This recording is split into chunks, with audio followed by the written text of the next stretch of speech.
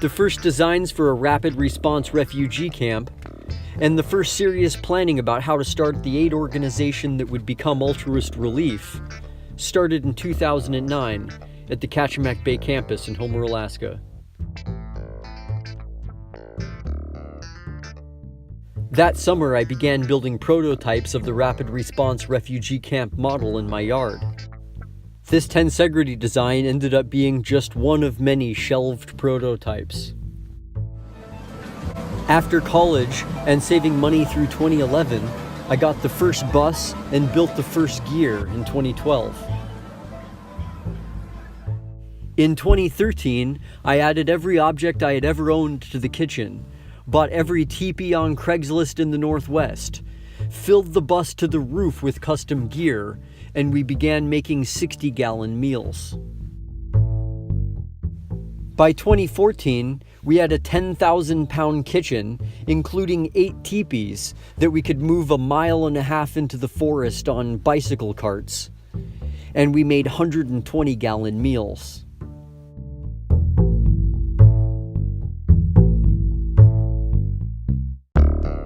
By 2015, we were well known for our production capabilities, and we'd made connections all over the country.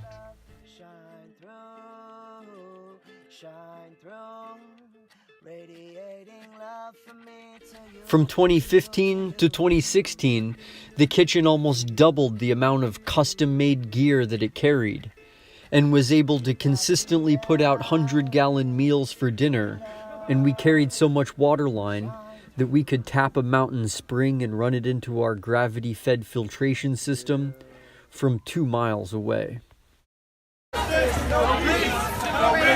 Police!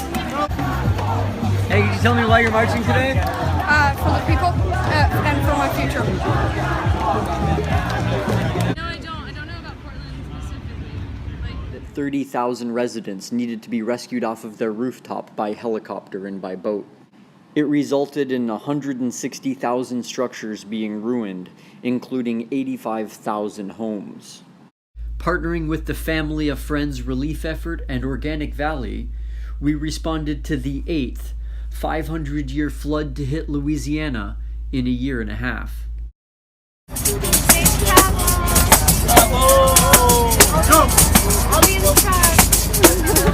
When we finished flood relief in Baker, Louisiana, we went down to New Orleans and drove a dozen self-proclaimed Mardi Gras Indians from the mouth of the Mississippi River up to the headwaters of the Missouri on the Standing Rock Reservation, so they could help protect the origin of the river they love.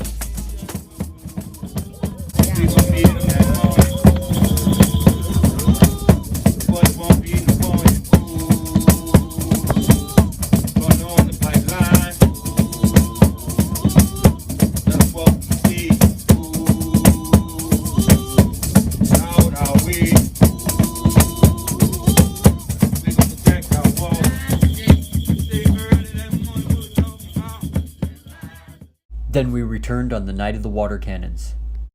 People were coming in continuously with injuries from tear gas and mace, rubber bullets, water cannons, and flashbang grenades. A steady stream of water protectors flooded onto the bridge to maintain the civil disobedience late into the night. Fires were lit on the bridge to prevent hypothermia.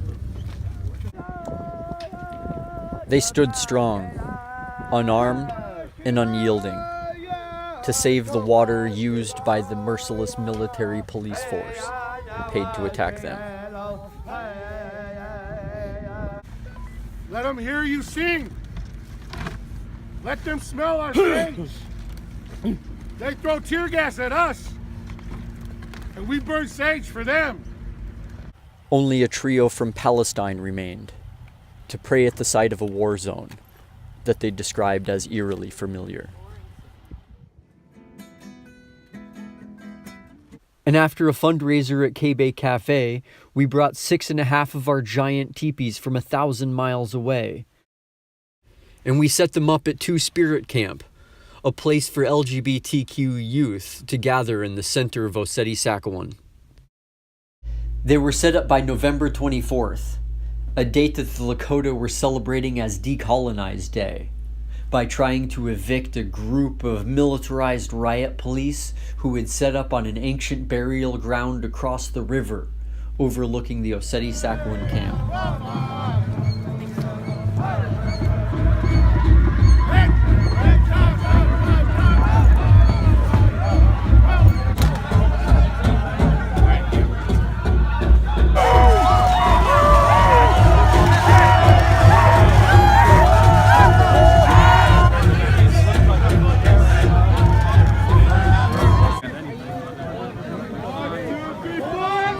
Spread out on the bridge.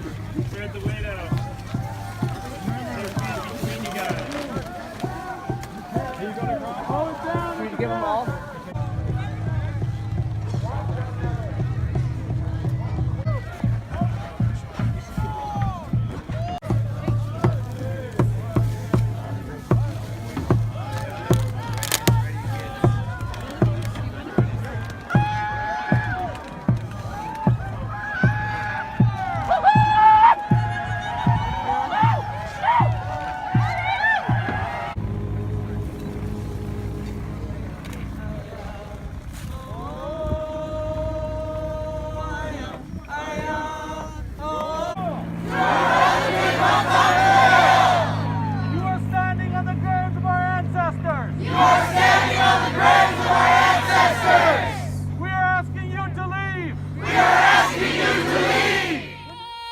Even though you don't want us no more, no matter where you go or what you do, we'll be here waiting for you. Hey, oh, hey, ah, hey, ah, hey, we are, oh,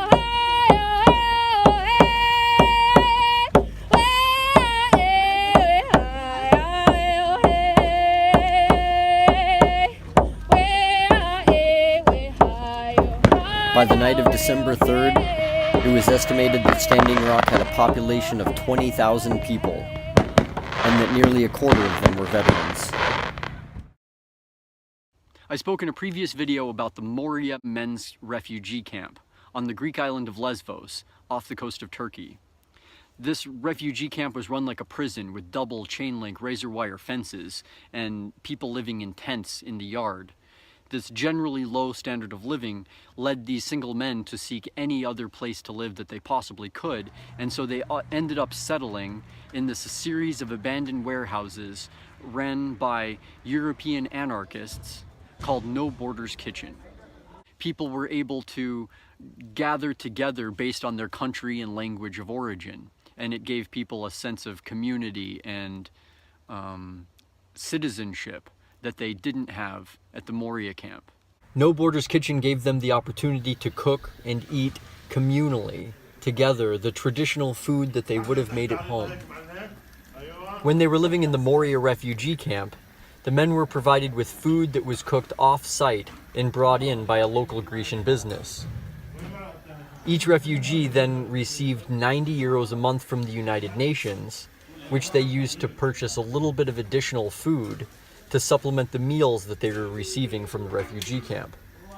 With the economy of scale of being able to pool their money at the No Borders Kitchen, people were able to buy food in bulk and ended up producing a greater quantity of food with a much higher quality than they were able to obtain at the refugee camps.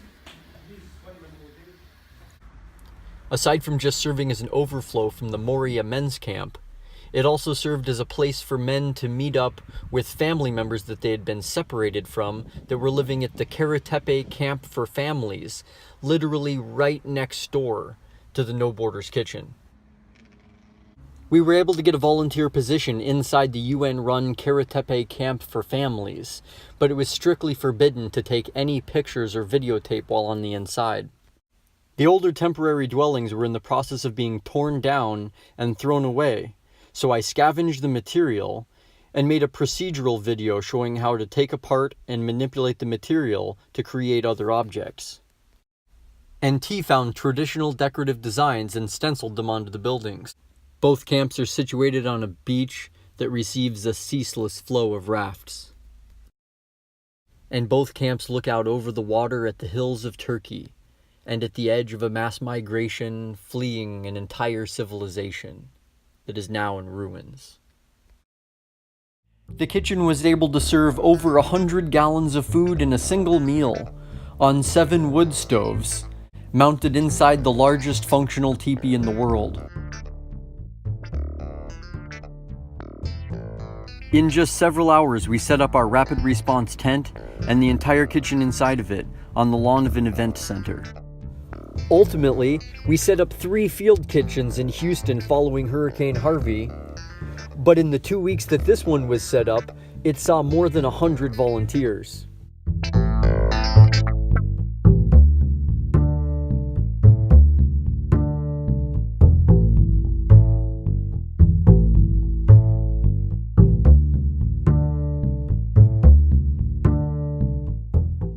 Our 4,000 square foot field kitchen provided hot meals and fresh water for the lowest income communities in Houston for 2 months.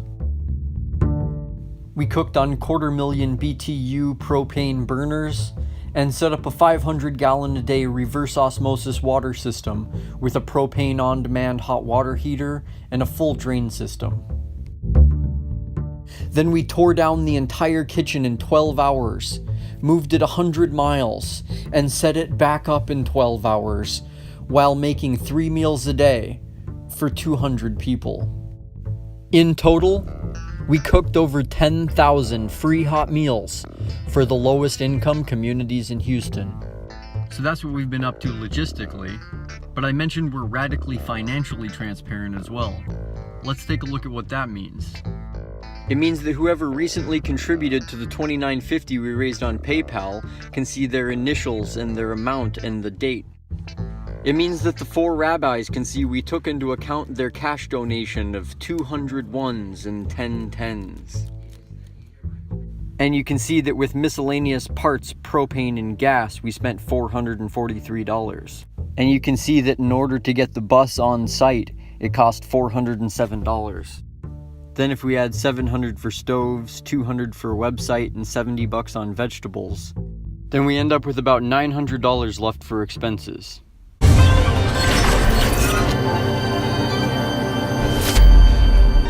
And I visited the Altruist Relief Kitchen, another traveling group that provides basic necessities to people in emergency situations. Lucid, tell us about the community, how you guys got together, and why you're here in Houston. So Altruist Relief Kitchen is a grassroots field kitchen providing emergency free hot meals to the people affected by the hurricane. So we're kind of responding to this environmental chaos that's being put forth by these terrible policies, and we're like cleaning up some of the symptoms on the side. And how does it work? How do different people come together and actually distribute food en masse like this? Well, we're actually from all over the country. Each one of us is probably from a different state, and we just come together. We've been traveling around for a few years, some of us. I was in Syrian refugee camps just earlier this year with my girlfriend, and we responded to Standing Rock. We were responding to other floods last year. So wherever there seems to be a need for activism, for awareness, for just grassroots serving of meals, we try to show up. And how long have you guys been here? How long are you planning to stay here? So we've been bouncing around. We've been set up in this new location for about a week, but we've been feeding here for about 3 weeks in Houston. But we're planning to stay as long as the resources and the need is here. So it could be months while people are rebuilding their communities, because a lot of the people here don't have the financial resources to rebuild quickly. And so by alleviating that financial burden of meals, we're able to kind of like reduce that stress for them. Millions of Americans would look at you guys and say, you're crazy. People should just work harder to feed themselves. Food is not a human right. Health is not a human right. What's your response to those people? Oh man, well, the way that this society has been set up, it's like a global civilization that's parasitizing the poorest people and the ecosystem to create this monstrosity, this death machine. And the people that fall through the cracks, the people that are either born into poverty or that don't have the weight of getting proper documentation, they're holding this thing up through essentially slavery. And they're the ones that are neglected in the social programs that this global civilization is putting out anyway. So it's easy to forget about the people born into abject poverty because you can stay on the highways and avoid them, but the majority of this planet is the people that are born into slavery that are maintaining the illusion of stability within civilization, and so we're addressing that need by going directly to the poorest places. And still, you've dedicated your life, so many of you guys have dedicated your life to doing this. Why? Why are you doing this when you could be traveling around the world, going on vacation? Why do this, Lucid? Well, there's one aspect here where we're providing free hot meals for people. We're trying to alleviate that financial burden, but there's this other aspect where we are we're creating this demonstration of how to be beneficial.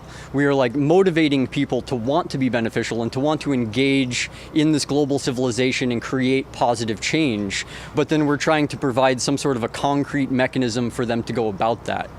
So it's more than just providing meals temporarily in this place. We're trying to show that it's possible for individual people with very little resources to engage in such a way that you really can create lasting change.